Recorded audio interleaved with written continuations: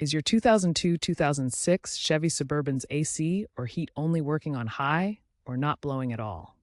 The likely culprit is a faulty blower resistor, also known as a blower motor speed control module.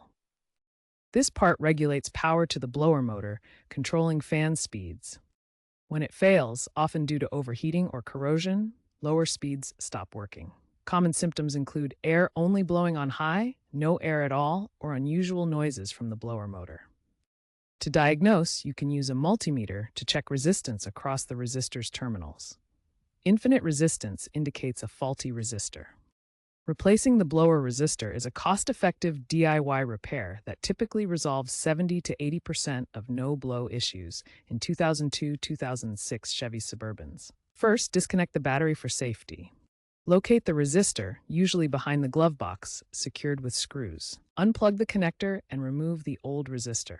Install the new resistor, ensuring correct orientation. Reassemble and test the fan speeds.